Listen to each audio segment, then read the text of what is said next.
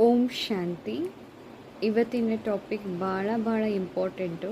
ಅದು ಎದ್ರ ಮೇಲೆ ಅಂದರೆ ಉಪವಾಸದ ಮೇಲೆ.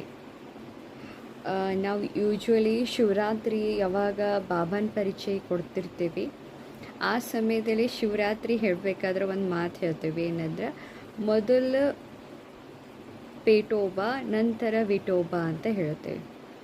ಆದರೆ ಈಗೀಗ ಅನ್ನಿಸ್ತಾ ಇದೆ ನಮ್ಮ ಹೊಟ್ಟೆ ಮತ್ತು ನಮ್ಮ ಮನಸ್ಸು ಮತ್ತು ನಮ್ಮ ಮೆದುಳು ಎಷ್ಟು ಕನೆಕ್ಟೆಡ್ ಇದೆ ಅಂಥೇಳಿ. ಅದು ಹೇಳೋದು ಭಾಳ ನಿಜ, ಅದು ಆ್ಯಕ್ಚುಲಿ ಕರೆನೇ ಇದೆ ರೀ. ಆದರೆ ಈಗೀಗ ನನಗೆ ಅನ್ನಿಸ್ತಾ ಇದೆ ಏನಂದ್ರೆ ನಾವು ಇಷ್ಟೊಂದು ಊಟವನ್ನು ಹಾಕಿದಾಗ ನಮ್ಮ ಮನಸ್ಸು ಮತ್ತು ನಮ್ಮ ಬ್ರೈನ್ ಹೇಗೆ ಬಾಬಾ ನೆನಪು ಮಾಡೋಕ್ಕೆ ಸಾಧ್ಯ ಐತಿ. ಎಲ್ಲರಿಗೂ ನಿಮ್ಗೆ ಅನುಭವ ಇರ್ಬೋದು, ಯಾವತ್ತು ನಾವು ಊಟವನ್ನು ಮಾಡಿರ್ತೀವಿ ಆ ಸಮಯದಲ್ಲಿ ನಾವು ಬಾಬಾನ ನೆನಪು ಮಾಡಬೇಕಂತ ಅನ್ನಿಸ್ತಾ ಇದೆ. ಯಾಕಂದರೆ ಹೊಟ್ಟೆ ತಣ್ಣಗೆ ಇದೆ. ಆವಾಗ ನಾವು ಬಾಬಾ ನೆನಪವನ್ನು ಮಾಡ್ಬೋದು ಅಂತ ಕರೆಕ್ಟ್. ಯಾಕಂದ್ರೆ ಹೊಟ್ಟೆ ತನ್ನ ಕಡೆ ಆಕರ್ಷಣೆ ಮಾಡಲ್ಲ, ನಾವು ಬೇಗನೆ ಬಾಬಾನ ನೆನಪು ಮಾಡ್ಬೋದಂತ ಅನ್ನಿಸ್ತೈತಿ. ಆದರೆ ವೆರಿ ಇಂಪಾರ್ಟೆಂಟ್, ಆ ಸಮಯದಲ್ಲಿ ಬಲೆನ ಬಾಬಾನ ಹತ್ರ ಹೋಗ್ತಾ ಇದ್ರೂ ಕೂಡ ನಿದ್ದೆನೂ ಭಾಳ ಕಾಡ್ತೈತಿ. ಯಾಕಂದ್ರೆ ನಾ ಭಾಳ ಊಟ ಮಾಡೋದ್ರಿಂದ, ಆದ ನಂತರ ನನ್ನ ಬಾಬಾ ನೆನಪು ಮಾಡೋದ್ರಿಂದ ನನ್ನ ಮೆದುಳು ಶಾರ್ಪ್ ಇರಂಗಿಲ್ಲ ರೀ. ನನ್ನ ಮೆದುಳು ಏನು ಮಾಡ್ತೈತಂದ್ರೆ ಪೂರ ತನ್ನ ಫೋಕಸವನ್ನು ನಾ ತಿಂದಿರುವಂಥ ಆಹಾರವನ್ನು ಜೀರ್ಣ ಮಾಡೋದ್ರಾಗ ತೊಡಗಿರೋ ಕಾರಣದಿಂದ ಅದಕ್ಕೆ ಶಕ್ತಿಯನ್ನು, ಎಲ್ಲ ರಕ್ತವನ್ನು ಕೂಡ ಕೇವಲ ಹೊಟ್ಟೆ ಮೇಲೆ ಕಳಿಸೋದ್ರಿಂದ ನಮಗೆ ಬಾಬಾ ನೆನಪು ಮಾಡಲಿಕ್ಕೆ ಏನು ವಿಜುವಲೈಸೇಷನ್ ಬೇಕು ಅಥವಾ ಪರಮಧಾಮಕ್ಕೆ ನಾವು ಹೋಗ್ಬೇಕಂತ ಏನು ಅಂದ್ಕೊಂಡಿದ್ದೀನಿ ಅದು ಹೋಗಲು ಸಾಧ್ಯವಿಲ್ಲ. ಸೊ ಆ ಕಾರಣದಿಂದ ಆವಾಗ ನಾವಾಗೇನು ಬರ್ತೈತೆ ಅಂದರೆ ಸುಸ್ತು ಬರ್ತೈತಿ, ನಿದ್ದೆ ಬರ್ತೈತೆ. ಯಾಕಂದರೆ ಬ್ರೈನಾಗ ಶಕ್ತಿನೇ ಇರಲಿಲ್ಲ. ಯಾಕಂದ್ರೆ ಪೂರ ಆತ್ಮ ತನ್ನ ಎನರ್ಜಿವನ್ನು ಎಲ್ಲಿ ಫೋಕಸ್ ಮಾಡಿದೆ, ಹೊಟ್ಟೆಯೊಳಗೆ ಫೋಕಸ್ ಮಾಡೈತಿ. ಸೊ ಆ ಕಾರಣದಿಂದ ನಮಗೇನು ಬರ್ತೈತೆ ರೀ, ನಿದ್ದೆ ಬರೋ ಚಾನ್ಸ್ ಭಾಳ ಇರ್ತೈತಿ.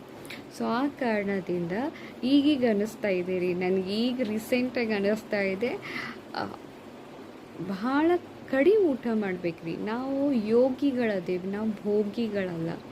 ಸೊ ನಾವು ಯೋಗಿಗಳಾದ ಮೇಲೆ ಕಡಿಮೆ ಊಟ, ಅಲ್ಪ ಆಹಾರ ಮತ್ತು ಸಾದಾ ಆಹಾರವನ್ನು ಸ್ವೀಕಾರ ಮಾಡೋದ್ರಿಂದ ನಮ್ಮ ಮನಸ್ಸು ಮತ್ತು ನಮ್ಮ ದೇಹ ಕೂಡ ಭಾಳ ಆರೋಗ್ಯ ಇರುತ್ತದೆ. ಹೇಳ್ತೇವೆ ಉಪವಾಸ ಅಂದರೆ ಪರಮಾತ್ಮನ ಜೊತೆಗೆ ವಾಸ ಇರೋದೇ, ಹತ್ತಿರ ಇರೋದೇ ಉಪವಾಸ. ಅದು ಕರೆಕ್ಟವಾಗಿ, ಅದು ಬಹಳ ಕರೆಕ್ಟ್ ಇದೆ ರೀ. ಆದರೆ ಅದ್ರ ಜೊತೆಗೆ ನಾವು ಹೆಲ್ತ್ ಮೇಲೂ ಕೂಡ ಭಾಳ ಇಂಪಾರ್ಟೆಂಟ್ ಕೊಡ್ಬೇಕು ರೀ. ಈಗ ನಾನು ನಿಮ್ಗೆ ಅನುಭವ ಹೇಳಲಿಕ್ಕೆ ಇಷ್ಟಪಡ್ತೀನಿ. ನಾನು ಮುಂಜಾನೆ 9:30 ಸುಮಾರು ಒಂದು ಜ್ಯೂಸ್, ಆಮೇಲೆ ಒಂದು ಏನಿರುತ್ತದೆ ಆಶ್ರಮದಲ್ಲಿ ಅದು ಹಣ್ಣುಗಳು, ಅದನ್ನು ತಿಂತೀನಿ. ಅದರ ನಂತರ ಅಥವಾ ಇದು ನಂದಿರ್ತೈತೆ ರೀ. ಆದರೆ ಯಾವತ್ತು ನಂದು ನಾಷ್ಟ ಮಾಡಿರ್ತೀನಿ, ಹಣ್ಣು ಇರಲ್ಲ, ಅವತ್ತು ನನಗೆ ಅನುಭವದಿಂದ ಹೇಳ್ತೇನೆ ರೀ, ನಾಷ್ಟ ಮಾಡಿದ್ದು ನನ್ನ ಮೆದುಳು ಇಷ್ಟು ಮಬ್ಬಾಗಿರ್ತೈತಲ್ಲ, ನಿದ್ದೆ ಬರ್ತಿರ್ತೈತಿ, ಯಾವ ಕೆಲಸ ಮಾಡೋಕ್ಕೂ ಬೇಜಾರ.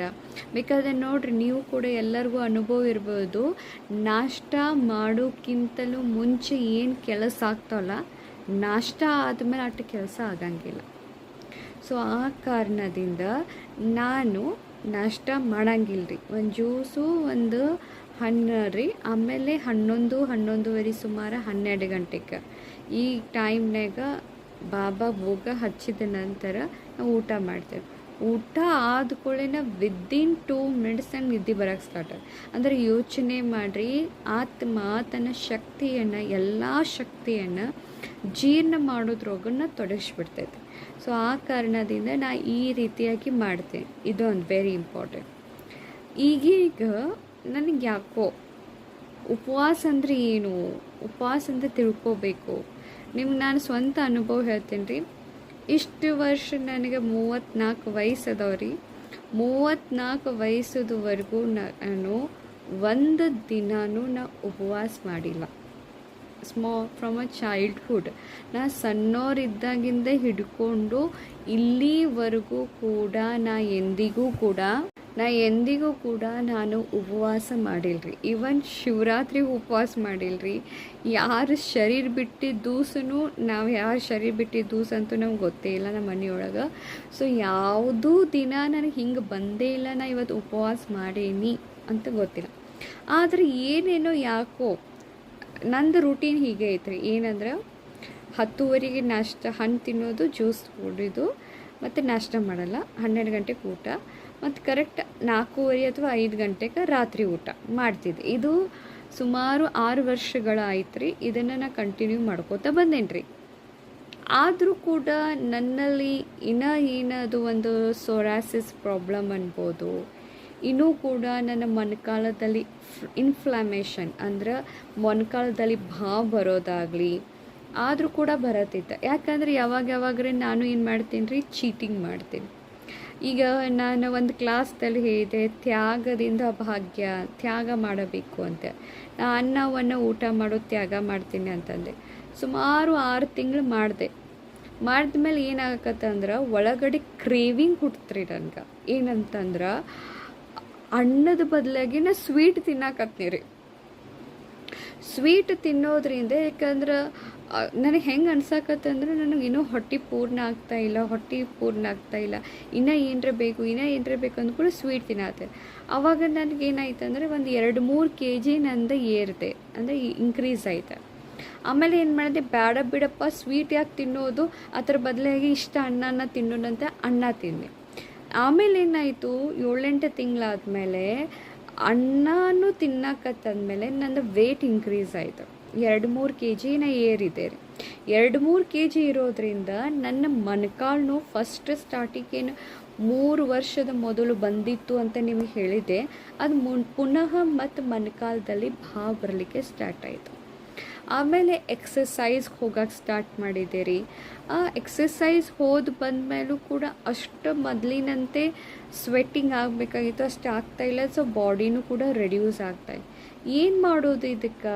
ಈಗ ಸದ್ಯ ನಾನು ಈ ಮೊಣಕಾಲು ತೋರಿಸ್ಲಿಕ್ಕೆ ದವಾಖಾನೆಗೆ ಹೋದ್ರೆ ಆಬ್ವಿಯಸ್ಲಿ ಅವರು ನನಗೆ ಅಲೋಪತಿ ಗುಳ್ಗೆ ಕೊಡ್ತಾರೋ ಏನರ ಕೊಡ್ತಾರೋ ಪ್ರಾಬ್ಲಮ್ ನನಗೆ ಗೊತ್ತೇ ಐತಿ. ನನಗೆ ಯಾಕೆ ಮೊಣಕಾಲು ಬಾವು ಬಂದಿದೆ ನನಗೆ, ಯಾಕಂದ್ರೆ ನನಗೆ ಗೊತ್ತೈತಿ, ಯಾಕಂದ್ರೆ ಅನುಭವ ಐತಿ. ನಾನು ಯಾವಾಗ ವೇಟ್ ರಿಡ್ಯೂಸ್ ಮಾಡ್ತೀನಿ ನನ್ನ ಕರೆನ ಬಾವು ಇಳಿತೈತೆ ಅಂತ ನನಗೆ ಗೊತ್ತೈತಿ. ಸೊ ಗೊತ್ತಿರೋ ಕಾರಣದಿಂದ ನಾನು ಇನ್ನೇನು ಮಾಡಬೇಕಪ್ಪ, ವೇಟ್ ರಿಡ್ಯೂಸ್ ಆಗ್ತಾಯಿಲ್ಲ, ಅಷ್ಟೇ ಊಟ, ಅದೇ ರೊಟ್ಟಿ. ಆದರೆ ಚೀಟಿಂಗ್ ಮಾಡಿದ್ದೆ ನಾನು. ಒಮ್ಮೊಮ್ಮೆ ಮೈದಾದು ಏನೋ ಒಂದು ಬಿಸ್ಕಿಟ್ ತಿಂದೆ, ಚೀಟಿಂಗ್ ಮಾಡಿದೆ, ಬಿಸ್ಕಿಟ್ ತಿನ್ಬೇಕು ಅನ್ನಿಸ್ತು, ಕ್ರೇವಿಂಗ್ ಎಷ್ಟು ಆಗತ್ತಲ್ಲ, ತಿನ್ಬೇಕು ಅನ್ನಿಸ್ತು. ಒಮ್ಮೊಮ್ಮೆ ಯಾವಾಗ್ರೆ ಬಿಸ್ಕಿಟ್ ತಿಂದೆ, ಒಮ್ಮೊಮ್ಮೆ ಹೋಳ್ಗೆ ಮಾಡಿದ್ರು, ಹೋಳ್ಗೆ ತಿಂದೆ, ಮತ್ತು ಎಲ್ಲರೂ ಹೋಗೋದು ಬರ್ತೈತಿ ಅದನ್ನೂ ತಿಂದೆ, ಗುಲಾಬ್ ಜಾಮೂನ್ ಮಾಡಿದ್ರು ಗುಲಾಬ್ ಜಾಮೂನ್ ತಿಂದೆ. ಸೊ ಈ ರೀತಿಯಾಗಿ ತಿನ್ನೋದ್ರಿಂದ ನೋಡ್ರಿ ಎಷ್ಟು ಪ್ರಾಬ್ಲಮ್ ಆಕೈತಿ. ಒಂದು ನಾವು ನಾಲ್ಗೆ ಮೇಲೆ ಕಂಟ್ರೋಲ್ ಇಡ್ಲಾರ್ದ ಏನೆಲ್ಲ ಪ್ರಾಬ್ಲಮ್ ಆಗ್ತಾವೆ ನೋಡ್ರಿ. ನಮ್ಗೆ ಶರೀರ ಹೇಳ್ತಿರ್ತೈತಿ ನಿನ್ಗೆ ಆಗಂಗಿಲ್ಲ ಅಂದರೆ ನೀ ಮಾಡಬೇಡ. ಆದರೆ ಎಲ್ಲರೂ ತಿಂತಾರಲ್ಲ, ಎಲ್ಲರೂ ಮಾಡ್ತಾರಲ್ಲ, ನನಗೆ ಎಲ್ಲರೂ ಬೈತಾರೆ, ನಿಮ್ಮ ಸಣ್ಣ ವಯಸ್ಸು ನಿಮ್ಗೆ ಬರಬಾರ್ದು, ಸಣ್ಣ ವಯಸ್ಸು ನಿಮ್ಗೆ ಹಂಗೆ ಮೊಣಕಾಲು ಬಾವು ಬರಬಾರ್ದು ಅಂತ. ಯಾಕಂದ್ರೆ ನಂಗೆ ಬಂದಿದೆ, ಈಗ ಏನು ಮಾಡೋದು? ಯಾಕಂದರೆ ನಾ ಕಾಲೇಜ್ ಲೈಫ್ದಿಂದ ಮೈದಾ ತಿಂದು ನನ್ನ ಶರೀರನ ಹಾಳು ಮಾಡ್ಕೊಂಡಿದ್ದೇನೆ ಅಂದಮೇಲೆ ಈಗ ನಾ ತಡ್ಕೊಳ್ಳೇಬೇಕು. ಈಗ ನನಗೆ ಏನು ಕ್ರೇವಿಂಗ್ ಆದರೂ ಕೂಡ ನಾ ಏನು ಮಾಡಬೇಕು, ತಡ್ಕೊಳ್ಳೇಬೇಕಾಗ್ತೈತೆ. ಸೊ ಈಗ ಏನಾಯ್ತು ಹೇಳ್ರಿ, ಈಗ ವೆರಿ ಇಂಪಾರ್ಟೆಂಟ್, ಮೊಣಕಾಲು ನೋವು ಅಂತೂ 2-3 kg ಏರಿದೆ. ಈಗ ಈಗ ಎಕ್ಸಸೈಸ್ಗೆ ಹೋಗಿ ಬಂದ್ರೂ ಕೂಡ ವೇಟ್ ರೆಡ್ಯೂಸ್ ಆಗ್ತಾಯಿಲ್ಲ. ಹೆಂಗೆ ಅದೇನು ಅಷ್ಟು 3 kg ಏನು ಏರಿದೆ ಅದು ಹೆಂಗಿದೆ ಹಂಗೆ ಇದೇನು ರೀ. ಈಗ ಚೇಂಜ್ ಮಾಡ್ಕೋಬೇಕಂದ್ರೂ ಏನು ಮಾಡ್ಲಪ್ಪ ಏನು ಅಂತ ಗೊತ್ತಾಗ್ತಾ, ಏನು ಪ್ರಾಬ್ಲಮ್ ಆಗ್ತಾಯಿದೆ. ಸೇಮ್ ಊಟದ ಐಟಮ್ಸ್ ಇದೆ, ಆದರೂ ಕೂಡ ಏನಿದೆ, ಹೆಂಗೆ ಮೊಣಕಾಲು ಭಾವನ ಕಡಿಮೆ ಮಾಡೋದಂದಾಗ ಆವಾಗ ನನಗೆ ಯಾಕೋ ಅನ್ನಿಸ್ತಾ ಇತ್ತು, ಇದು ಉಪವಾಸ ಅಂದರೆ ಏನು ಮಾಡಬೇಕು, ಉಪವಾಸ ಮಾಡಿ ನೋಡೋಣ, ಅದರಲ್ಲೇ ವೆಯ್ಟ್ ರೆಡ್ಯೂಸ್ ಆಕೈತಂತ ನೋಡೋಣ ಅಂತ. ಒಂದು 15 ದಿವಸದ ಹಿಂದ್ಗಡೆ ನಮ್ಮ ತಾಯಿಯವ್ರು ಬಂದಿದ್ದರು. ಅವರು ಸುಸ್ಲಾ ಮಾಡಿದರು. ಮಧ್ಯಾಹ್ನ ಹೊತ್ತು ಊಟದ ಟೈಮ್ದಲ್ಲಿ ಎಷ್ಟು ಉಳಿದಿತ್ತು ನನಗೆ ಗೊತ್ತು, ನನಗೆ ಸೂಸ್ಲ ಆಗೋದಿಲ್ಲ ನನ್ನ ದೇಹಕ್ಕಂತೆ. ಆ ಸೂಸ್ಲಾನ ನಾನು ತಿಂದೆ. ಸೂಸ್ಲ ತಿನ್ನೋದ್ರಿಂದ ನನ್ನ ದೇಹಕ್ಕೆ ಯಾಕೆ ಸೂಸ್ಲ ಆಗೋದಿಲ್ಲ ಅಂದರೆ ಸೂಸ್ಲ ತಿನ್ನೋದ್ರಿಂದ ನನ್ನ ದೇಹ ಏನಾಗ್ತೈತಂದ್ರೆ ಒಳಗಡೆ ಗ್ಯಾಸ್ ಭಾಳ ಪ್ರೊಡ್ಯೂಸ್ ಮಾಡ್ತೈತೆ. ಮತ್ತು ಇನ್ನೊಂದು ಇಂಪಾರ್ಟೆಂಟ್ ರೀ, ನನ್ನ ದೊಡ್ಡ ವೀಕ್ನೆಸ್ ಏನಂದರೆ ಚಿಗುಳಿಸಿ ತಿನ್ನಂಗೆ, ಎಷ್ಟು ಪ್ರಯತ್ನ ಪಟ್ರೂ ಚಿಗುಳಿಸಿ ತಿನ್ನಂಗಿಲ್ಲ. ಆದರೆ ಇವಾಗ ಈಗಿಂದ ರೀಸೆಂಟಾಗಿ ಅನುಭವ ಹೇಳಲಿಕ್ಕೆ ಇಷ್ಟಪಡ್ತೇನೆ ರೀ. ಒಂದು 4-5 ದಿವಸ ಹಿಂದ್ಗಡೆ ಅದನ್ನೇನು ಸೂಸ್ಲ ತಿಂದಿದ್ದೇನಲ್ರಿ, ಒಂದು ಗಬ ಗಬ ತಿನ್ನುವಂಥ ಅಭ್ಯಾಸ ಇದೆ. ಚೆನ್ನಾಗಿ ಚಿಗುಳಿಸಿ ಒಂದು ತಿನ್ನೋದಿಲ್ಲ ಒಂದು, ಅದರಿಂದನೂ ಕೂಡ ಗ್ಯಾಸ್ ತಯಾರಾಕೈತ್ರಿ. ಇದು ನನ್ನ ಅನುಭವದಿಂದ ನಿಮಗೆ ಹೇಳ್ತೀನಿ ರೀ. ಏನಂದ್ರೆ ಯಾರಿಗೆ ಮೈಕೈ ನೋವು ಇದೆ ನೋಡ್ರಿ, ವಾತ್ ಅಂತಾರೆ ನೋಡ್ರಿ, ಎಲ್ಲ ಕಡೆ ಗ್ಯಾಸ್ ಆಗಿರ್ತೈತಿ, ಮೈಯೆಲ್ಲ ಚುಚ್ಚುತ್ತಿರ್ತೈತಿ. ಅದಕ್ಕೆ ಅನೇಕ ರೀಸನ್ ಅದಾವೆ. ಅದ್ರಾಗ ಒಂದು ರೀಸನ್ ನನ್ನ ಅನುಭವದ ಪ್ರಕಾರ ನಿಮ್ಗೆ ಹೇಳ್ತೀನಿ ರೀ. ಮೈ ಚುಚ್ಚೋದು ಅನೇಕ ಪ್ರಕಾರ ಗ್ಯಾಸ್ ಆಗೋದಂದ್ರೆ ಒಂದು ಕಾರಣ, ನೀವು ಎಕ್ಸಸೈಸ್ ಮಾಡಂಗಿಲ್ಲ ಒಂದು, ನಿಮ್ಮ ದೇಹದ ಮೂವ್ಮೆಂಟ್ ಇಲ್ಲ ಎರಡು, ಮೂರನೇದು ನೀವು ತಿಂದಿರೋದು ಅದು ಜೀರ್ಣ ಆಗ್ತಾಯಿಲ್ಲ, ಅದು ಗ್ಯಾಸ್ ಆಗ್ತಾಯಿದೆ.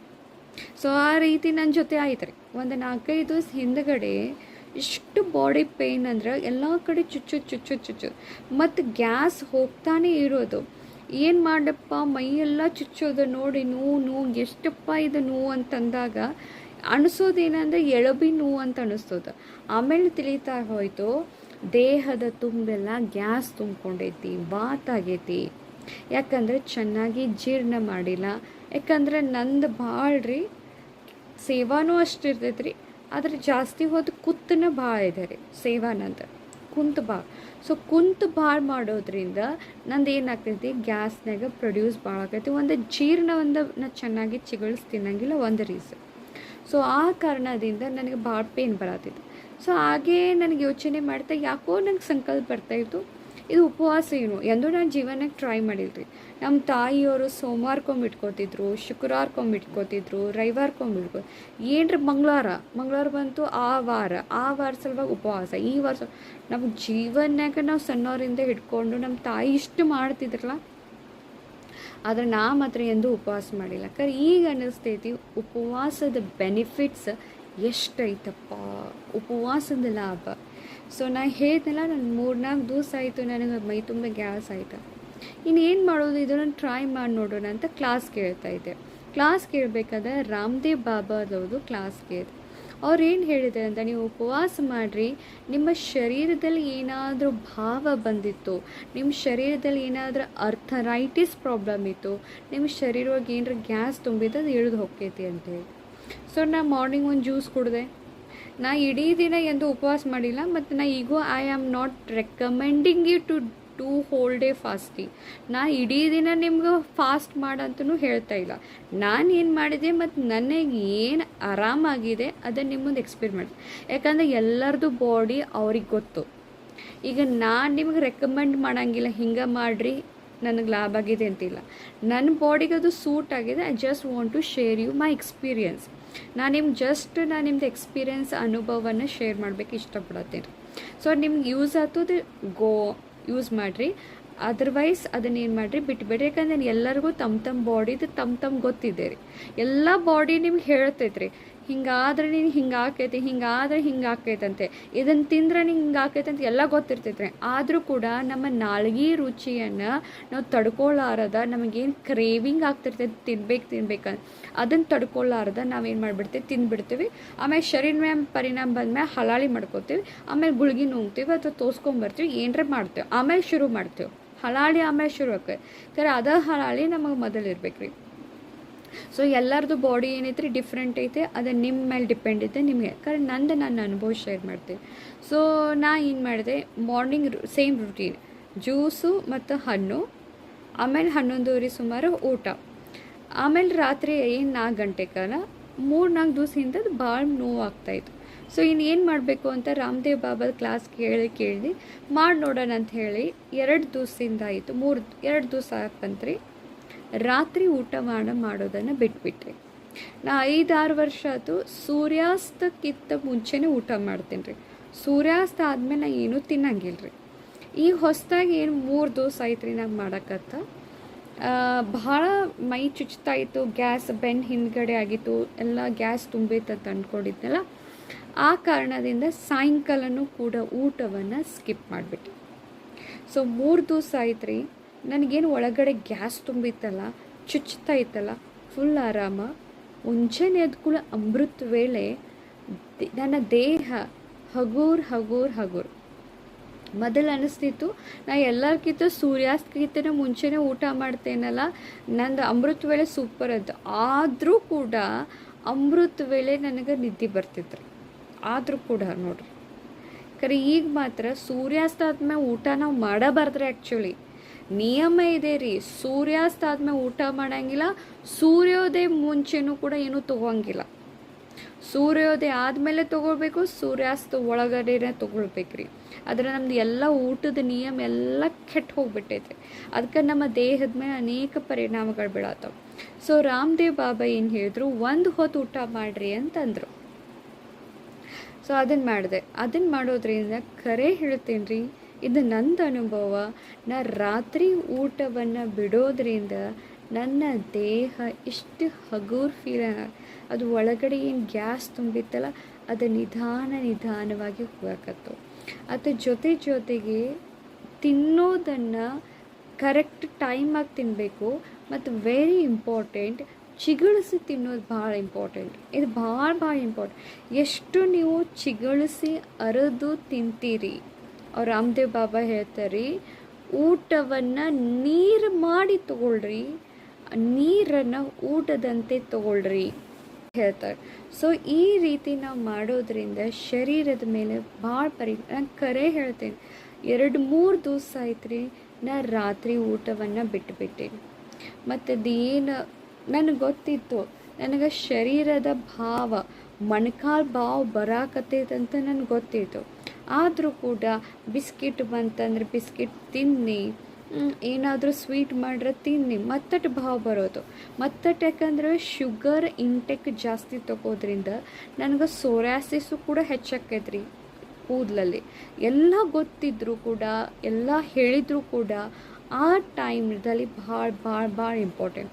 ಸೊ ನಾ ಏನು ಮಾಡಾಕತ್ನಿ ಅಂದ್ರೆ, ಅದನ್ನ ಏನರ ತಿನ್ಬೇಕು ಅನ್ನಿಸ್ದಾಗ ನಾ ಏನು ಮಾಡ್ಕೊಂಡು, ಯಾಕಂದ್ರೆ ಈಗ ಅನ್ನಿಸ್ತೈತ್ರಿ ನಾವು ತಿನ್ನಬಾರ್ದು ಅಂತ ಹೇಳಿ, ಖರೆ ಆ ಟೈಮ್ನಾಗ ನಮ್ಗೆ ತಿನ್ಬೇಕು ಅನ್ನಿಸ್ದಾಗ ನಮಗೆ ಆಗಿರುವುದ ನೋವನ್ನು ಅದ್ರ ಜೊತೆ ಏನು ಮಾಡ್ಕೋಬೇಕು, ಅಸೋಸಿಯೇಟ್ ಮಾಡ್ಕೊಳ್ಬೇಕು, ಅಂದ್ರೆ ಅದ್ರ ಜೊತೆ ಜೋಡಿಸ್ಬೇಕು. ಯಪ್ಪ ನನಗಿದು ತಿಂದ್ರೆ ನನ್ನ ಮೊಣಕಾಲು ಭಾವ ಬರ್ತೈತಿ, ಆ ನೋವು ನನಗಾಗಿರುವಂಥ ನೋವು, ಬೆನ್ನಾಗಿರುವಂಥ ಚುಚ್ಚಿರುವಂಥ ನೋವು, ಆ ನೋವುಗಳನ್ನ ಅನುಭವ ನಾವು ಏನರೇ ನಾವು ನಮ್ಮ ತಿನ್ನುವಂಥ ಕ್ರೇವಿಂಗ್ಗಳ ಜೊತೆಗೆ ಏನರೇ ನಾವು ಜೋಡಿಸಿದ್ದೇ ಆದರೆ ನಮ್ಗೆ ಅದು ತಿನ್ಬೇಕಂತ ಅನ್ಸಂಗಿಲ್ಲ. ಇವತ್ತು ಕೂಡ ನಮ್ಮಲ್ಲಿ ಬ್ರಹ್ಮ ಭೋಜನ ಇತ್ತು. ಬ್ರಹ್ಮ ಭೋಜನ ಇದ್ದಾಗ ಅನೇಕ ಪ್ರಕಾರದ ಪದಾರ್ಥಗಳನ್ನ ಮಾಡಿದರು. ಸೊ ನನಗೆ ಗೊತ್ತಾಯಿತು, ನಾ ಇದನ್ನು ತಿನ್ನೋದ್ರಿಂದ ನನ್ನ ಮೊಣಕಾಲು ಭಾವ ಬರ್ತೈತಿ ಮತ್ತು ಇವೆಲ್ಲ ಪೇಯ್ನ್ ಶುರು ಆಗ್ತಾವೆ ಅಂದಮೇಲೆ ನಾವು ನೋವನ್ನು ನಮ್ಮ ತಿನ್ನೋದ್ರ ಜೊತೆ ಜೋಡಿಸಿದ್ವಿ ಅಂದರೆ ನಮ್ಗೆ ಎಂದಿಗೂ ಕೂಡ ಮುಟ್ಟಬೇಕಂತ ಅನ್ಸಂಗಿಲ್ಲ. ಸೊ ತಾವೆಲ್ಲರೂ ಕೂಡ ಇದನ್ನು ಟ್ರೈ ಮಾಡಿ ನೋಡ್ರಿ. ಒಬ್ಬರೊಬ್ಬರು ಅಂತೂ ಯೂಟ್ಯೂಬ್ದಲ್ಲಿ ನೀವು ನೋಡಿದ್ರೆ ಅಂದ್ರೆ 1 ದಿನ ಉಪವಾಸ ಹೇಳ್ತಾರೆ, ಕೆಲವರು 36 ತಾಸದ ಉಪವಾಸ ಹೇಳ್ತಾರೆ, ಕೆಲವರು 7 ದಿನದ ಉಪವಾಸ ಹೇಳ್ತಾರೆ, ಕೆಲವರು ಬರೀ ನೀರಿನ ಮೇಲೆ ಇರಬೇಕಂತಾರೆ. ನಾ ಅದನ್ನೇನು ಹೇಳ್ತಾ ಇಲ್ಲ ಮತ್ತು ಅದನ್ನು ಮಾಡಿನೂ ಇಲ್ಲ. ಯಾವುದು ನಾ ಮಾಡಿದ್ದೀನಿ ಅದನ್ನು ನಿಮ್ಮ ಜೊತೆ ಶೇರ್ ಮಾಡ್ತಾ ಇದ್ದೀನಿ, ಯಾವುದು ನನಗೆ ಲಾಭ ಆಗಿದೆ ಅದನ್ನು ನಿಮ್ಮ ಜೊತೆ ಶೇರ್ ಮಾಡ್ತಾ ಇದ್ದೀನಿ.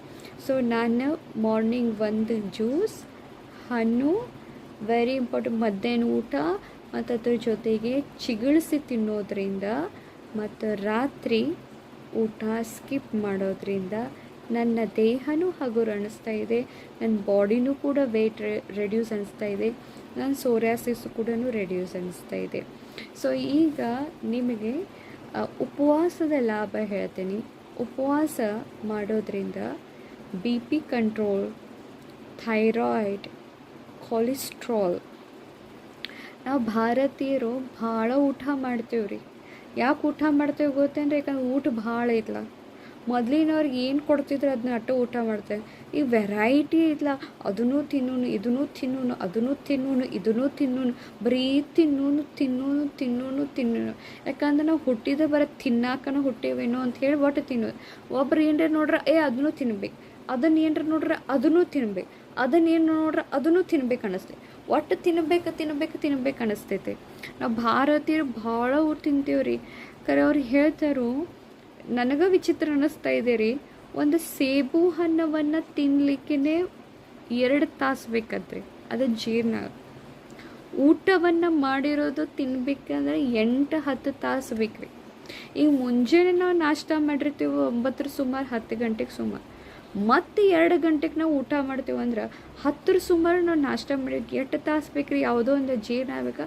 3ರಿಂದ 5 ತಾಸು ಬೇಕ್ರಿ ಜೀರ್ಣ ಆಗಕ್ಕೆ. ಇನ್ನು ಅದೇ ಮಧ್ಯಾಹ್ನ ಹೊತ್ತು ಇನ್ನೂ ಮುಂಜಾನೆದ ಜೀರ್ಣ ಆಗ್ತಿರ್ತೈತಿ ಇಲ್ಲೋ, ಮ್ಯಾಗಿದ ಮತ್ತು ಇನ್ನೊಂದು ಹಾಕಿಬಿಡ್ತೀರಿ ಅದ್ರ ಮ್ಯಾಲೆ ಅದನ್ನು ಜೀರ್ಣ ಮಾಡ್ಕೋಕೆ. ಸೊ ಮ್ಯಾಗಿದ ಮತ್ತು ನೀವು ಜೀರ್ಣ ಮಾಡ್ಕೋಕತ್ತದಕ್ಕೆ ಎಲ್ಲ ಟೈಮ್ ಸಿಗ್ತೈತೆ ಹೇಳ್ರಿ ಜೀರ್ಣ ಮಾಡ್ಕೊಳಕ್ಕೆ? ಯಾರಿಗೂ ನೋಡ್ರಿ ಎಲ್ಲರಿಗೂ ಟಯರ್ಡ್ ಆಗ್ತಾರೆ, ಎಲ್ಲರೂ ಸುಸ್ತಾಗ್ತಾರೆ. ಹಂಗೆ ನಮ್ಮ ದೇಹದಲ್ಲೂ ಕೂಡ ಡೈಜೆಸ್ಟಿವ್ ಪವರ್ ಏನಿದೆ, ಹೊಟ್ಟೆ ಏನಿದೆ, ಅದಕ್ಕೂ ಕೂಡ ಶಾಂತಿ ಬೇಕ್ರಿ, ಅದಕ್ಕೂ ಕೂಡ ನೆಮ್ಮದಿ ಬೇಕು, ಅದಕ್ಕೂ ಕೂಡ ಆರಾಮ ಬೇಕು. ಬರೀ ತಿನ್ನೋದ್ರಿಂದ ಅದು ಬರೀ ಜೀರ್ಣ ಮಾಡ್ಕೋದ್ರಾಗ ತನ್ನ ಸಮಯ ಹೋಯ್ತಂದ್ರೆ ಉಳ್ಕಿದ್ದು ನಮ್ಮ ದೇಹದಲ್ಲಿ ಏನು ಹೀಲಿಂಗ್ ಆಗಬೇಕಲ್ಲ ಅದು ಆಗೋದೇ ಇಲ್ಲ. ಯಾಕಂದ್ರೆ ಅದಕ್ಕೆ ಒಂದಾದ್ಮೇಲೆ ಒಂದು ಕೆಲಸ ಕೊಡತ್ತೀರ, ಅದಕ್ಕೂ ಸಾಕಾಗ್ಬಿಟ್ಟೈತೆ. ಅದಕ್ಕೆ ರಾಮದೇವ್ ಬಾಬಾ ಹೇಳ್ತಾರೆ, ವಾರದಲ್ಲಿ 1 ದಿವಸ ಆದರೂ ಉಪವಾಸ ಮಾಡಿರಿ ಅಂತ ಹೇಳ್ತಾರೆ. ನಾ ಅಂತೂ ಅದನ್ನು ಮಾಡಿಲ್ಲರಿ, ಮತ್ತು ನಾನು ನಿಮ್ಗೆ ಹೇಳೋದೂ ಇಲ್ಲ. ಕರೆ ಸಾಯಂಕಾಲ ಮಾತ್ರ ನಾನು ಸ್ಕಿಪ್ ಮಾಡಿದ್ದೀನಿ, ಅದರಲ್ಲೇ ನಂಗೆ ಭಾಳ ಆರಾಮ ಅನ್ನಿಸ್ತೈತಿ. ಪೂರ ಇಡೀ ದಿನದ 1 ಹೊತ್ತು ಮಧ್ಯಾಹ್ನ ಊಟವನ್ನು ಮಾಡ್ತಾಯಿದ್ದೀನಿ. ಅನ್ನನೂ ತಿನ್ನಾಕತ್ತೀನಿ, ಯಾಕಂದರೆ ಸ್ವಲ್ಪ ತಿನ್ನತ್ತೇನೆ. ನಾನು ಅನ್ನ ತಿನ್ನಂಗಿಲ್ಲ ಅಂತ ಹೇಳಿ 6 ತಿಂಗಳು ಮಾಡಿದೆ ರೀ, ಆಮೇಲೆ ಅಂತೂ ಬಿಟ್ಟೆ ರೀ. ಈಗ ಅನ್ನನೂ ತಿಂತೀನಿ, ರೊಟ್ಟಿ ಪಲ್ಯನೂ ತಿಂತೀನಿ. ಆದ್ರೆ ಇನ್ನೊಂದು ಮಾತು, ಕರ್ದಿದ್ದೂ ಭಾಳ ಸ್ಕಿಪ್ ಮಾಡ್ತೀನಿ. ಯಾವಾಗ ಕರ್ದಿದ್ದು ಭಾಳ ತಿನ್ನಂಗಿಲ್ಲ ರೀ, ಯಾವಾಗ ಮಾಡಿದರೆ ತಿಂತೀನಿ. ಕರೆ ಈಗ ಅನ್ನಿಸ್ತಾ ಇದೆ ಕರ್ದಿದ್ದೂ ಪೂರ ಎಣ್ಣೆ. ಯಾಕಂದರೆ ಈಗ ನನಗೆ ಮತ್ತು ಪುನಃ ನನ್ನ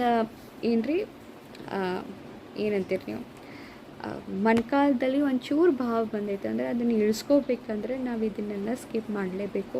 ಆರಾಮಾದ್ಮೇಲೆ ಮತ್ತೆ ನಾವು ಶುರು ಮಾಡ್ತೀವಲ್ಲ ಅದು ತಪ್ಪರಿ, ಅದನ್ನು ಮಾಡಬಾರ್ದು. ಎಷ್ಟು ನಾವು ಸೋಲ್ ಕಾನ್ಷಿಯಸ್ನೆಸ್ ಆಗ್ತಾಯಿದ್ದೇವೆ ಅಷ್ಟೇ ನಾವು ಹೆಲ್ತ್ ಕಾನ್ಷಿಯಸ್ಸು ಕೂಡ ಇರಲೇಬೇಕು. ನಮ್ಮ ದೇಹ ಹೇಳ್ತೈತೆ ಯಾವುದು ಆಗಂಗಿಲ್ಲ ನಿನಗಂತ, ಅದು ಹೇಳ್ತೈತೆ. ಮತ್ತು ಯಾವ್ದು ನನಗೆ ಆಗಂಗಿಲ್ಲ ಆದ್ಮೇಲೆ ನಾವು ಅದನ್ನು ಮಾಡಲಿಕ್ಕೆ ಹೋಗಬಾರ್ದು. ಸೊ ನೀವು ಟ್ರೈ ಮಾಡಿ ನೋಡಿರಿ. ಮತ್ತು ರಾಮದೇವ್ ಬಾಬಾರವರು ಇದನ್ನೂ ಕೂಡ ಹೇಳ್ತಾರೋ, ನಿಮಗೆ ದೇಹದಲ್ಲಿ ಅರ್ಥರೈಟಿಸ್ ಪ್ರಾಬ್ಲಮ್ ಇದ್ದರೂ ಕೂಡ ಅವ್ರು ಹೇಳ್ತಾರೋ ಏನ್ರಿ, ಒಂದು ಯಾವುದು ಆಮ್ಲಾ ಜ್ಯೂಸು ಮತ್ತು ಗಿಲಾಯ್ ಅಂದರೆ ಏನ್ರಿ, ಗಿಲಾಯ್ ಅಂದ್ರೆ ಸಿಗ್ತೈತೆ ನೋಡ್ರಿ, ಅದು ಎಲೆ ಗತಿ ಹಿಂಗೆ ಹಾರ್ಟ್ ಗತಿ ಎಲೆ ಇರ್ತೈತೆ ನೋಡ್ರಿ ಅದು, ಮತ್ತು ಅಲೋವಿರಾ, ಇವು 3 ಜ್ಯೂಸ್ ಮಾಡ್ಕೊಂಡು ಕುಡೀರಿ. ಪೂರ ಅವ್ರು ತಮ್ಮದು ಇದ್ರೋಗ್ರಿ ಪತಂಜಲಿ ಒಳಗೆ ಇವು ಮೂರ ಜ್ಯೂಸ್ ಕುಡಿಸ್ತಾರೆ. ಮೆಂತಿ ನೀರು ಇವನ್ನ ಕುಡಿಸೋದ್ರಿಂದ ಅವ್ರು ಇಡೀ ದಿನ ಏನೂ ಊಟವನ್ನು ಯಾರಿಗೂ ಕೊಡಂಗೇ ಇಲ್ಲ, ಊಟ ಏನೂ ಕೊಡಂಗೇ ಇಲ್ಲರಿ ಅವ್ರು. ಸೊ ಇಡೀ ದಿನ ನೀವು ಮಾಡೋದ್ರಿಂದ ಇವು 3 ಜ್ಯೂಸ್ ಮೇಲೆ ಇರೋದ್ರಿಂದ ಅವ್ರು ಪೂರ ನಿಮ್ಮ ಅರ್ಥರೈಟಿಸ್ ಪ್ರಾಬ್ಲಮ್ ಎಲ್ಲ ಕಡಿಮೆ ಆಕೈತೆ ಅಂತ ಮಾಡ್ತಾರೆ. ನಾವೇನು ಮಾಡ್ತೀವಿ ರೀ, ಏನೇನೋ ಶರೀರದಲ್ಲಿ ಮೊಣಕಾಲದಲ್ಲಿ ಏನೋ ಪ್ರಾಬ್ಲಮ್ ಬಿಟ್ಟು ಒಟ್ಟು ತಿನ್ನೋದು ಬರೀ ತಿನ್ನೋದಂದ್ರೆ ದೇಹ ಏನು ಆರಾಮ ಮಾಡ್ಬೇಕು ಅನ್ಕೋತೈತಿ ಅದು ನಾವು ಆರಾಮ ಮಾಡ್ಕೋಕೆ ಟೈಮೇ ಸಿಗಂಗಿಲ್ಲ. ಅದಕ್ಕೂ ರಿಲ್ಯಾಕ್ಸ್ ಕೊಡ್ರಿ, ತಾನೇ ಬಾಡಿ ಹೀಲ್ ಮಾಡ್ತೈತಿ. ಒಬ್ಬರು ಸೈಂಟಿಸ್ಟ್ ಅದಾರು, ಅವ್ರಿಗೆ ಆಟೋಫಿಸಿ ಅಂತ ಹೇಳಿ ಅವ್ರಿಗೆ ಒಂದು ಪ್ರಶಸ್ತಿ ಸಿಕ್ಕೈತ್ರಿ. ಅವ್ರು ಅದನ್ನು ಕಂಡು ಹಿಡಿಯೋದ್ರಿಂದ ಆಟೋಫಿಸಿ ಅಂತ ಹಿಂಗೇನೋ ಹೆಸರಿದೆ ರೀ.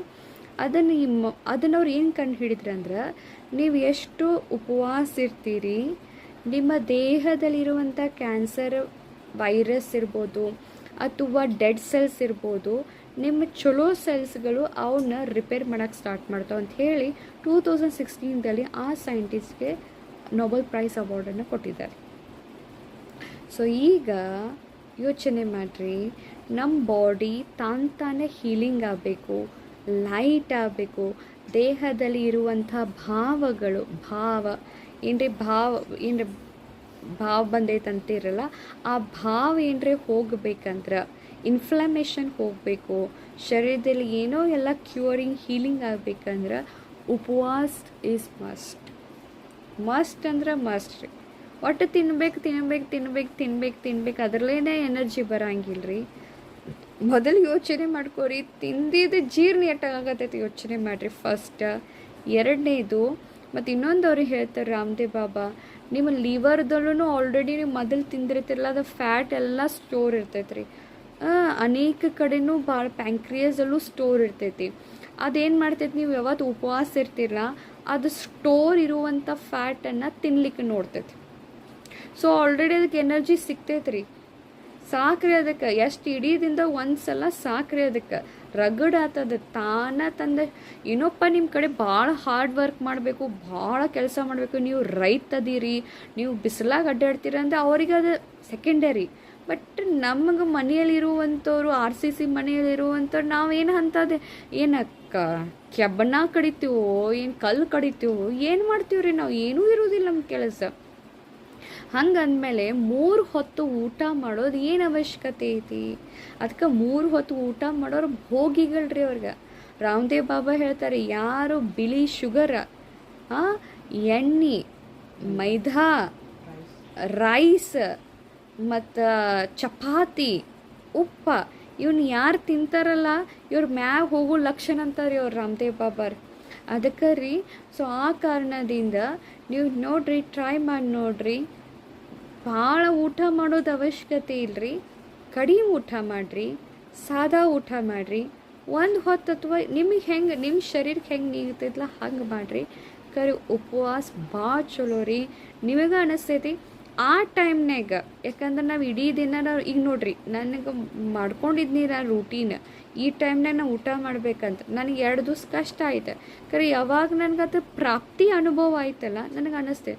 ನಾವೊಮ್ಮೆ ಏನು ಮಾಡ್ಕೋತೀವಿ ಗೊತ್ತೇನು ರೀ, ನಾವೇನು ರೀ ಇವತ್ತು ಯಾರೋ ತಿಂತಿರ್ತಾರೆ ನಮ್ಮ ಮುಂದೆ, ನಾವಿವತ್ತು ಉಪವಾಸ ಅದೇವಂದ್ರೆ ಏಪ್ಪ ಅವ್ರು ಏನು ಅಷ್ಟು ಚಲೋ ತಿನ್ನಾಕತ್ತಾರು ಅಂತ ಅನ್ನಿಸ್ತೈತಿ. ಚಲೋ ತಿನ್ನತ್ತಾರಂತ ತಿಂದ ಮೇಲೆ ನನ್ನ ದೇಹಕ್ಕೆ ಏನು ಹಾನಿ ಆಕೈತಲ್ಲ ಅದನ್ನು ನನಗೆ ಗೊತ್ತೈತೆ. ಅವ್ರಿಗೆ ತಿಂತಾರ್ಕರ ಇವ್ರಿಗೇನೋ ಅವತ್ತು ಅವ್ರು ಬಿಟ್ಬಿಟ್ರೆ ಅವ್ರ ಬಾಡಿನೇ ಬೇರೆ ಐತೆ, ನಿಮ್ಮ ಬಾಡಿ ಬೇರೆ ಐತೆ. ಅವ್ರು ತಿನ್ನಾಕತ್ತಾರಂತ ನೀವು ತಿಂದ್ಕೊಂಡು ನಿಮ್ಮ ಬಾಡಿಗೆ ಆಗ್ತಾಯಿಲ್ಲ ಅಂದ್ರೆ ನಿಮ್ಮ ಬಾಡಿ ಏನಾಕೈತ್ರಿ, ಭಾಳ ಪೇನ್ ಕೊಡ್ತಿರೋದಕ್ಕೆ. ಆಮೇಲೆ ಅದಕ್ಕೆ ಎಲ್ಲ ಕಡೆ ಬಾವು ಬರಕ್ಕೆ ಹಿಡಿತೈತಿ, ಎಲ್ಲ ಕಡೆ ಗ್ಯಾಸ್ ತುಂಬ ಹಿಡಿತೈತಿ, ನಿಮ್ಮ ಶರೀರ ಭಾಳ ತ್ರಾಸು ಕೊಡ್ತೈತಿ, ನಿದ್ದೆ ಬರ್ತೈತಿ. ಆಮೇಲೆ ಯೋಗನೂ ರುಚಿ ಹತ್ತಂಗಿಲ್ಲ. ಆಮೇಲೆ ನಿಮ್ಮ ಬಾತ್ರೂಮ್ ಟೂನೂ ಕೂಡ ಕ್ಲಿಯರ್ ಆಗಂಗಿಲ್ಲ. ಸೊ ನಿಮ್ಮ ಬಾತ್ರೂಮ್ ಟೂ ಕ್ಲಿಯರ್ ಆಗಬೇಕಂದ್ರೆ ಉಪವಾಸ ಬೆಸ್ಟ್ ರೀ. ಇವನ್ ಅವರು ರಾಮದೇವ್ ಬಾಬಾ ಹೇಳ್ತಾರೆ, ಶುಗರ್ ಪೇಷಂಟ್ ಇದ್ದವರು ಅದು ನಿಮ್ಗೆ ಬಿಟ್ಟಿದೆ. ಅದಕ್ಕೆ ಹೇಳಿದ್ನಲ್ಲ, ಎಲ್ಲರ ಬಾಡಿ ಎಲ್ಲರದು ತಮ್ಮ ಬಾಡಿ ಐತ್ರಿ. ಸೊ ನನ್ನ ಬಾಡಿಗೆ ಇದು ಸೂಟ್ ಆಗೈತ್ರಿ. ಅದಕ್ಕೆ ನೀವು ಬೇಕಾದ್ರೆ ಟ್ರೈ ಮಾಡಿ ನೋಡಿರಿ. ಇವತ್ತು ಯಾವುದೋ ಊರಿಗೆ ಹೊಂಟೀರಿ, ನೀವು ಬಾಬಾನ ಮಗು ಓದಿರಿ, ನಿಮ್ಗೇನು ನಾಷ್ಟ ಸಿಕ್ಕಿಲ್ಲ, ರಾತ್ರಿ ಮಾಡಿದ್ದೀರಿ, ಇಡೀ ದಿನ ಏನೂ ನಾಷ್ಟ ಇಲ್ಲ, ಏನು ಬಿಡ್ರಿ ನಮ್ಮ ಜೀವನ ನಿರಾಶ್ರಿ. ಶಾಂತಿಗೆ ಬಂದಮೇಲೆ BK ಆದಮೇಲೆ ಏನು ನಿರಾಶ್ರಿ, ಹೊರಗಿಂದ ಏನು ತಿನ್ನಂಗಿಲ್ಲ ರೀ, ಟ್ರೈನ್ನಾಗ ಟ್ರಾವೆಲ್ ಮಾಡಬೇಕಾಯ್ತ್ರಿ, ಯಾರೂ ಕಟ್ಟಿಕೊಟ್ಟಿಲ್ರಿ ನಮ್ಗೆ ಊಟವನ್ನು, ಇಡೀ ದಿನ ಉಪವಾಸ. ಭಾಳ ಚಲೋ ಆತ್ರಿ, ನಿಮ್ಮ ಹೋಲ್ ದಿನ ನಿಮ್ಮ ಟ್ರೈನಾಗೆಲ್ಲೋ ಟ್ರಾವೆಲ್ ಮಾಡತ್ತೀರಿ, ಹೋಲ್ ಡೇ ನಿಮ್ಗೆ ಬಾಡಿಗೆ ನೀವು ರೆಸ್ಟ್ ಕೊಟ್ರಿ, ನೀವು ಏನೂ ಸಿಗಲಿಲ್ಲ ಅಂದ್ರೆ ಭಾಳ ಚಲೋ ಆಯಿತು. ನೀವೇನಾದ್ರಿ ಹ್ಯಾಪಿ ಇದ್ರಿ, ನಿಮ್ಮ ದೇಹ ನಿಮಗೆ ಥ್ಯಾಂಕ್ ಯು ಹೇಳ್ತೈತಪ್ಪ. ಇವತ್ತು ಒಂದು ದಿವ್ಸ ನಂಗೆ ಟಯರ್ಡ್ ಕೊಟ್ಟಿಲ್ಲ, ಇವತ್ತು ಒಂದು ದಿವ್ಸ ನಾನು ಫ್ರೀ ಮಾಡ್ದಿಲ್ಲ ಅಂತ ಹೇಳಿ ಅದು ನಿಮಗೆ ಭಾಳ ಥ್ಯಾಂಕ್ ಯು ಹೇಳ್ತೈತ್ರಿ. ಸೊ ಆ ಕಾರಣದಿಂದ ನೀವು ಬೇಕಾದ ಟ್ರೈ ಮಾಡಿ ನೋಡಿರಿ. ಕರೆನ ನನಗೆ ಹೆಲ್ಪ್ ಆಗಿದೆ ರೀ. ನಾನು ರಾತ್ರಿ ಹೊತ್ತು ಸ್ಕಿಪ್ ಮಾಡಿದ್ದೀನಿ ರೀ. ಇದನ್ನು ಮಾತ್ರ ನಾನು ಶಾಶ್ವತ ಇಟ್ಕೋಬೇಕಂದೀನಿ. ಏನೋ ಎಮರ್ಜೆನ್ಸಿ, ಏನೋ ಭಾಳ ನಮ್ಗೆ ಸೇವಾ ಭಾಳ ಆಯಿತು, ಭಾಳ ಪರಿಶ್ರಮ ಇತ್ತು, ಅವಾಗೇನ್ರಿ ಮಾಡ್ಬೇಕನ್ಸ ಅದನ್ನು ನೋಡೋಣ್ರಿ ಸೆಕೆಂಡರಿ. ಬಟ್ ನಾ ಹೇಳ್ತೇನೆ ರೀ, I am telling you true, ಸತ್ಯ ಹೇಳತ್ತೀರಿ ರೀ. ಉಪವಾಸ ಮಾಡೋದ್ರಿಂದ ಭಾಳ ಲಾಭ ಐತಿ. ಮತ್ತು ಹಿಂಗೆ ಮಾಡೋಕೆ ಹೋಗ್ಬೇಡ್ರಿ. ಉಪವಾಸ ಮಾಡಿದ್ದು ಮತ್ತು ಸಾಬುದಾನಿ ತಿನ್ನೋಕೆ ಹೋಗ್ಬೇಡ್ರಿ. ಆ ಸಾಬುದಾನಿ ಮತ್ತು ನಿಮ್ಮ ಬಾಡಿಯನ್ನು, ನಿಮ್ಮ ಹೊಟ್ಟೆಯನ್ನು ಭಾಳ ಅದೇನು ಮಾಡಿಬಿಡ್ತೈತೆ ಅಂದರೆ ಗಟ್ಟಿ ಮಾಡ್ತೈತಿ. ಆ ಕಾರಣ ಅಂತಿಂಥದ್ದು ಏನೂ ತಿನ್ನೋಕೆ ಹೋಗ್ಬೇಡ್ರಿ. ತಿಂದ್ರೆ ಅನ್ನ ತಿನ್ನಿರಿ, ಕರಿ ಏನೂ ಮುಟ್ಟಕ್ಕೆ ಹೋಗ್ಬೇಡ್ರಿ. ನೀರು ಕುಡೀರಿ, ಚಂತೆಗೆ ಭಾಳ ನೀರು ಕುಡೀರಿ. ಒಬ್ರೊಬ್ರು ಈಗಂತೂ ಯೂಟ್ಯೂಬ್ದಲ್ಲಿ ನೀರಿನ ಫಾಸ್ಟಿಂಗು ಹೇಳತ್ತಾರೆ. ಅದನ್ನೇ ನನಗೇನು ಗೊತ್ತಿಲ್ಲ, ಅದೇನು ಒಂದು ದಿನದ ಉಪವಾಸ ನನಗೇನು ಗೊತ್ತಿಲ್ಲ. ಮುಂದೆ ನೋಡೋಣ್ರಿ ಒಂದು ದಿನ ಉಪವಾಸದಿಂದ ಏನು ಲಾಭ ಅಂತ. ಬೇಕಾದ್ರೆ ಅದ್ರ ಮೇಲೆ ಇನ್ನೊಂದು ಕ್ಲಾಸ್ ಮಾಡೋಣ. ಕರೆ ಈಗ ಮಾತ್ರ ರಾತ್ರಿ ಊಟ, ಇಡೀ ದಿನದಲ್ಲಿ ಒಂದು ಹೊತ್ತು ಊಟ ಮಾಡೋದ್ರಿಂದ ಏನು ಲಾಭ ಆಗೈತಿ ನನಗೆ ಗೊತ್ತಾಗೈತಿ. ರಾತ್ರಿ ಊಟವನ್ನು ಪೂರ ರೀತಿಯಾಗಿ ಸ್ಕಿಪ್ ಮಾಡೋದ್ರಿಂದನೂ ಅದರಲ್ಲಿ ಏನು ಲಾಭ ಆಗತ್ತೈತೆ ಅನ್ನೋದು ತಿಳಿಯಾಕತ್ತೈತಿ. ಸೊ ಚಿಗಳಿಸ್ತೀನಿ ರೀ ಮತ್ತು ಉಪವಾಸ ಮಾಡಿರಿ, ನಿಮ್ಮ ಹೆಲ್ತು ಭಾಳ ಚಲೋ ಆಕೈತಿ. ನಿಮಗೆ ಮತ್ತು ವೆರಿ ಇಂಪಾರ್ಟೆಂಟ್ ನಿಮ್ಮ ಬ್ರೈನ್ ಭಾಳ ಶಾರ್ಪ್ ಆಕೈತಿ. ಮತ್ತು ವೆರಿ ಇಂಪಾರ್ಟೆಂಟ್ ಉಪವಾಸ ಮಾಡೋದ್ರಿಂದ ನಿಮ್ಮ ಆಯುಷ್ಯ ಕೂಡ ಹೆಚ್ಚಾಕೈತಿ. ಉಪವಾಸ ಮಾಡೋದ್ರಿಂದ ನಿಮ್ಮ ಸ್ಕಿನ್ನು ಕೂಡ ಭಾಳ ಚಲೋ ಆಕೈತಿ. ಒಟ್ಟೆಲ್ಲ ಚಲೋ ಐತಿ. ಲಿವರ್ಗೂ ಚಲೋ ಐತ್ರಿ, ಲಂಗ್ಸಿಗೆ ಚಲೋ ಐತಿ, ಹಾರ್ಟಿಗೆ ಚಲೋ ಐತ್ರಿ, ಎಲ್ಲದಕ್ಕೂ ಹೊಟ್ಟೆಗೂ ಚಲೋ ಇದೆ, ಎಲ್ಲದಕ್ಕೂ ಚಲೋ ಏನ್ರಿ ಉಪವಾಸ ಇದೆ. ಸೊ ಟ್ರೈ ಮಾಡಿ ನೋಡಿರಿ. ಮೊದಲು ನಿಮಗೆ ಎಟ್ಟಾಕೈತಿ ನೋಡಿರಿ. ಮೊದಲು ನೀವು ಸೂರ್ಯಾಸ್ತಕ್ಕಿಂತ ಮುಂಚೆ ಮೊದಲು ಊಟ ಮಾಡಿರಿ, ಆಮೇಲೆ ರಾತ್ರಿ ಹೊತ್ತು ಊಟ ಬಿಡೋದನ್ನು ನೋಡಿರಿ, ಆಮೇಲೆ ಮುಂಜಾನೆ ನಾಷ್ಟ ಮಾಡೋದನ್ನು ಬಿಡ್ರಿ, ಆಮೇಲೆ ಮಧ್ಯಾಹ್ನ ಒಂದು ಊಟ ಚಂದಂಗೆ ಊಟ ಮಾಡಿರಿ. ಆದರೆ ಯಾರು ಹಾರ್ಡ್ ವರ್ಕ್ ಅದಿರಲ್ಲ, ನಿಮ್ಗೆ ರೈತರದಿರಿ, ಕೆಲಸ ಮಾಡ್ಬೇಕು, ಅದನ್ನು ನೀವು ಮಾಡ್ಬೋದು. ನೀವು 3 ಹೊತ್ತು ಊಟ ಮಾಡಿರಿ, ನಿಮ್ಗೇನು ಪ್ರಾಬ್ಲಮ್ ಇಲ್ಲ. ಯಾರು RCC ಹೋಗೋದಿರಿ, ಆರಾಮದಿರಿ, ಏನು ಕೆಲಸ ಅಂಥ ಪರಿಶ್ರಮ ಕೆಲಸ ಇಲ್ಲಲ್ಲ, ನಮಗೆ 1 ಹೊತ್ತು ಊಟ ರಗಡಾಯ್ತು ರೀ. ರಗಡಂದ ರಗಡಾಯ್ತು. ಮುಂಚೆನೆ ಹಣ್ಣು, ಒಂದೇ ಹೊತ್ತು ಊಟ, ರಾತ್ರಿ ಏನೂ ಇಲ್ಲ. ಇದು ನಮ್ಗೆ ಭಾಳ ಚಲೋ ರೀ. ನನಗೆ ಮಾತ್ರ ಭಾಳ ಹೆಲ್ಪ್ ಆಗಿದೆ. ನಿಮಗೂ ಕೂಡ ಹೆಲ್ಪ್ ಆಗಲಿ ಅಂತ ಇದು ವಿಶೇಷವಾಗಿ ಕ್ಲಾಸವನ್ನು ಮಾಡಿದ್ದೆ. ನಿಮಗೇನು ಹೆಲ್ಪ್ ಆಗಿದೆ ಅನ್ನೋದನ್ನು ಕಾಮೆಂಟ್ ಬಾಕ್ಸ್ನಲ್ಲಿ ಹಾಕಿರಿ. ಓಂ ಶಾಂತಿ. Thank you. ಓಂ ಶಾಂತಿ. उपवास से तन भी निखरे, मन भी हो जाए निर्मल, बाबा की याद में जीना यही है जीवन सफर, स्वस्थ काया अनुपम वरदान, उपवास बने जीवन की शान, हल्का भोजन ऊंचे विचार, यही है जीवन सच्चा दान, तन में आए नई उमंग, मन में बजे शांति के रंग, क्रोध चिंता भय को छोड़े, बाबा से अपना नाता जोड़े, योग से मिले नई पहचान, स्वस्थ बने तन पावन प्राण, उपवास केवल भोजन नहीं, मन का भी हो शुद्धिकरण यही, प्रेम पवित्रता सेवा का साथ, यही है सुख स्वस्थ की बात, बाबा का साथ योग का प्रकाश, स्वस्थ बने जीवन की आस, तन मन धन दोनों रहे महान, उपवास है ईश्वर का वरदान, उपवास से तन भी निकले,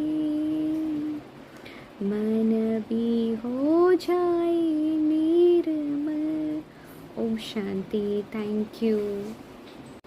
ಮತ್ತು ಇನ್ನೊಂದು, ಒಬ್ಬ ರುಕ್ಮಿಣಿ ಉಪವಾಸ ಇಟ್ಕೊಂಡಿರ್ತಾಳೆ. ಮತ್ತು ಇನ್ನೊಂದು ಮಾತ್ರ ಉಪವಾಸದ ಜೊತೆಗೆ ದೇವ್ರ ಜೊತೆ ಲಿಂಕ್ ಮಾಡಿದ್ದಾರೆ ನೋಡ್ರಿ. ನೀವೆಲ್ಲರೂ ನೋಡ್ಕೋರಿ, ಮೊದಲಿನವರು ಉಪವಾಸ ಮಾಡ್ರೆ ದೇವ್ರ ಭೇಟಿ ಆಗ್ತಾನೆ ಅಂತ ಹೇಳಿ ಉಪವಾಸ ಮಾಡಿ ದೇವರನ್ನು ಒಲಿಸ್ಕೋತಿದ್ರು. ಅಂದರೆ ಯೋಚನೆ ಮಾಡಿರಿ, ನಾಲ್ಗಿ ಜೀಬ್ ಜೋ ಕಂಟ್ರೋಲ್ ಕರ್ತಾ ನಾವು ಜಗತ್ ಜೀತ್ ಬನ್ ಜಾತ, ಮನ್ ಜೀತೆ ಜಗತ್ ಜೀತ, ಹೌದಲ್ರಿ. ಅದ್ರ ಜೊತೆಗೆ ಈ ನಾಲ್ಗಿನ ಯಾರು ಕಂಟ್ರೋಲ್ ಮಾಡ್ತಾರಲ್ಲ ಅವ್ರು ಜಗತ್ತನ್ನೇ ಗೆಲ್ತಾರೆ. ಅಷ್ಟು ಭಾಳ ಇಂಪಾರ್ಟೆಂಟ್ ರೀ. ಎರಡು ನಮ್ಮ ಜೀವನದಲ್ಲಿ ನಮ್ಮನ್ನು ಸುಖಿಯನ್ನಾಗಿ ದುಃಖಿಯನ್ನಾಗಿ ಮಾಡ್ದೋ ಅಂದರೆ 2 ವಸ್ತು ರೀ. ಒಂದು ರಸನ, ಒಂದು ವಾಸನ. ಒಂದು ಕಾಮ ವಿಕಾರದ ವಾಸನ, ಒಂದು ನಾಲ್ಗೆಯ ರಸನ. ಇದನ್ನು ಯಾರು ಕಂಟ್ರೋಲ್ ಮಾಡ್ತಾರಲ್ರಿ ಅವ್ರು ಏನಾಗ್ತಾರೆ, ಜಗತ್ತನ್ನೇ ಗೆಳ್ತಾರೆ. ಯೋಚನೆ ಮಾಡಿರಿ, ಪ್ರತಿಯೊಂದರೂ ಕೂಡ ಯಾವುದೇ ಭಕ್ತ ತನ್ನ ದೇವರನ್ನು ಒಲಿಸ್ಕೊಳ್ಳಿಕ್ಕೆ ಉಪವಾಸನ ಮಾಡ್ತಾನೆ. ಬೇಕಾದ್ರೆ ನೋಡ್ರಿ, ಈಗ ಸೋಮವಾರ ನೋಡ್ರಿ, ಅದು ಉಪವಾಸನ ರೀ. ದೇವರನ್ನು ಒರೆಸ್ಕೊಳ್ಳಿಕ್ಕೆ ಉಪವಾಸ ಮಾಡ್ರಿ. ಅಂದರೆ ಉಪವಾಸದ ಜೊತೆ ಎಷ್ಟು ದೇವ್ರ ಜೊತೆ ಕನೆಕ್ಷನ್ ಇದೆ ಯೋಚನೆ ಮಾಡಿರಿ. ಅಂದರೆ ಎಲ್ಲಿವರೆಗೂ ನಾವು ನಾಲ್ಗೆ ಹತೋಟಿಯಲ್ಲಿ ಕಂಟ್ರೋಲ್ದಲ್ಲಿ ಇಟ್ಕೊಂಗಿಲ್ಲ, ನಮ್ಗೆ ಬಾಬಾ ನೆನಪು ಕೂಡ ದೇವರು ಕೂಡ ಒಳಿಲೋದಿಲ್ಲ. ಅದಕ್ಕೆ ಬಾಬಾ ಹೇಳ್ತಾರೆ ನೋಡ್ರಿ, ನೀವು ಕೇಳಿರ್ಬೋದು ಏನಂದ್ರೆ, ಏಕೆ ಗಿಟ್ಟಿ ಖಾನೆ ಮೇ बाबा की याद में रहकर दिखाओ तब कहूँगा महावीर थे. ಬಾಬಾ ಏನು ಹೇಳ್ತಾರೆ, ಒಂದೊಂದು ಅಗಳ ತಿನ್ನಬೇಕಾದ್ರೂ ನನ್ನ ನೆನಪು ಮಾಡ್ಕೊಂಡು ತಿನ್ನು, ಅವಾಗ ನಾನೇನು ಹೇಳ್ತೀನಿ ಮಹಾವೀರ ಅಂತ ಹೇಳಿ. ಅಂದರೆ ಯೋಚನೆ ಮಾಡಿರಿ, ಎದುರುಗಡೆ ತಟ್ಟೆ ಕಾಣಿದಾಗ ನಿಮಗೆ ಹಸು ಆದಾಗ ಬಾಬಾ ನೆನಪು ಹೆಂಗೆ ಬರ್ತೈತೆ ಹೇಳ್ರಿ. ಅಂದರೆ ಯೋಚನೆ ಮಾಡಿರಿ, ಬಾಬಾನ್ಕಿತ್ತೂ ನಮ್ಗೆ ಆ ಟೈಮ್ದಲ್ಲಿ ಜೀವ ರಸದ ಮೇಲೆ ಇಂಪಾರ್ಟೆಂಟ್, ನಮ್ಮ ಹೊಟ್ಟೆಯನ್ನು ಶಾಂತ ಮಾಡ್ಕೋದು ಎಷ್ಟು ಇಂಪಾರ್ಟೆಂಟ್ ಇರ್ತೈತ್ರಿ ಆ ಟೈಮ್ನಾಗ. ಸ್ವಲ್ಪ ಯೋಚನೆ ಮಾಡಿರಿ. ಅಂದರೆ ಎಷ್ಟು ನಾವು ಈ ದೇಹ, ಈ ಹೊಟ್ಟೆ, ಈ ನಾಲ್ಗೆ ರುಚಿ ಮೇಲೆ ನಾವೇನಾಗೀವಿ ವಶ ಆಗಿದ್ದೇವೆ ನೋಡ್ರಿ. ಒಂದು ನಮ್ಗೆ ಕಂಟ್ರೋಲ್ ಆಗವತ್ತಂದ್ರೆ, ನಮಗಿದು ತಿಂದ್ರೆ ನಮಗೆ ದೇಹದ ಕಂಟ್ರೋಲ್ ಆಗ್ತಾಯಿಲ್ಲ ಅಂದರು ಆದರೂ ಕೂಡ ನಾವು ನಾಲ್ಗೆ ರುಚಿಯನ್ನು ತೃಪ್ತ ಮಾಡ್ಕೊಳ್ಳಿಕ್ಕೆ ತಿಂತೇವಂದ್ರೆ, ಇಂಥ ಹುಚ್ಚುಗಳನ್ನ ನಾವು ಜಗತ್ತಿನಾಗ ನಾವು ನೋಡ್ಬೇಕಂದ್ರೆ ನಮ್ಮನ್ನು ನೋಡ್ಬೇಕ್ರಿ. ಗೊತ್ತೈತೆ ನನಗೆ ಜಾಮೂನ್ ತಿಂದ್ರೆ ನನಗೆ ಶುಗರ್ ಏರ್ತೈತೆ ಅಂತ ಗೊತ್ತಿದ್ರು ನಾವು ತಿಂತೇವಂದ್ರೆ ಯೋಚನೆ ಮಾಡಿರಿ, ನನ್ನ ಶರೀರ ಒಂದಂತೂ ಹಸಿತಿರ್ತೀವ್ರಿ. ಆ ಟೈಮ್ನಾಗ ನಮಗೆ ಯಾರು ಏನರ ಕೊಡಲಿಲ್ಲ ಅಂದ್ರೆ ತಿಳ್ಕೊರಿ, ಒಂದು ಸಿಟ್ಟು ಬರ್ತೈತೈತೆ. ನಿಮಗೆ ನಾನೇ ಹೇಳ್ತೀನಿ ರೀ, ನಾವು ಯಾವಾಗ ಕೊರೋನಾ ಟೈಮ್ನಾಗ ನಾವು ನಾಷ್ಟ ಬಿಟ್ವಲ್ರಿ, ಅವಾಗ ನನಗೆ ಇಷ್ಟು ತ್ರಾಸ ಆಕೈತೆ. ಒಮ್ಮೆ ನಾ ಅಕ್ಕೋರಿಗೂ ಸಿಟ್ಟು ಮಾಡಿದೆ, ಅಕ್ಕೋರಿ ಇಷ್ಟಕ್ಕೆ ಲೇಟ್ ಮಾಡ್ತೀರಿ ನೀವು ಅಡುಗೆ ಏನಂತ ಸಿಟ್ಟು ಮಾಡ್ತಿದ್ದೀರಿ. ಅಂದ್ರೆ ಉಪವಾಸ ಮಾಡೋದು ಇಂಪಾರ್ಟೆಂಟ್ ಇಲ್ಲ, ಉಪವಾಸದ ಟೈಮ್ದಲ್ಲಿ ನೀವು ಕಂಪ್ಯಾಷನ್, ಕೈಂಡ್ ಹಾರ್ಟ್, ಜನರೋಸಿಟಿ, ವ್ಯಾಲ್ಯೂಸ್ ಮೇಲೂ ಅಟ್ಯಾಚ್ ಇರಬೇಕು. ಮತ್ತು ಆ ಟೈಮ್ ಉಪವಾಸ ಮಾಡಿ ಇನ್ನೇ ನೀವು ತಿನ್ಬೇಕಂತದ್ದು ನಿಮಗೆ ಯಾರೋ ಬಂದು ಅದನ್ನು ಕೇಳ್ತಾರೆ ಅಂದ್ರೆ ನೀವು ಎಷ್ಟು ದಯಾ ಹೃದಯ ಕೊಡ್ತೀರಿ, ಅದು ಭಾಳ ಇಂಪಾರ್ಟೆಂಟ್. ಸೊ ಉಪವಾಸದ ಭಾಳ ಬೆನಿಫಿಟ್ಸ್ ಇದೆ ರೀ. ನೀವು ಟ್ರೈ ಮಾಡಿ ನೋಡಿದಾಗ ಗೊತ್ತೈತೆ ರೀ. ಯೂಶ್ವಲಿ ನೀವು ಯಾರು ಮಾತಿರೋದಿರಿ ಕೇಳ್ತಾ ಇದ್ದೀರಿ, ನೀವು ಮಾಡ್ತಿರ್ತೀರಿ. ಆದರೆ ಅದ್ರ ಜೊತೆಗೆ ಟೈಮಿಂಗ್ ಕೂಡ ನೀವು ಮೇಂಟೈನ್ ಮಾಡಿದ್ರೆ ಸೂರ್ಯಾಸ್ತಕ್ಕಿಂತ ಮುಂಚೆ ನಿಮ್ಗೆ ಭಾಳ ಲಾಭ ಆಕೈತೆ ಅಂತ ಹೇಳ್ತಾ ಓಂ ಶಾಂತಿ. Thank you.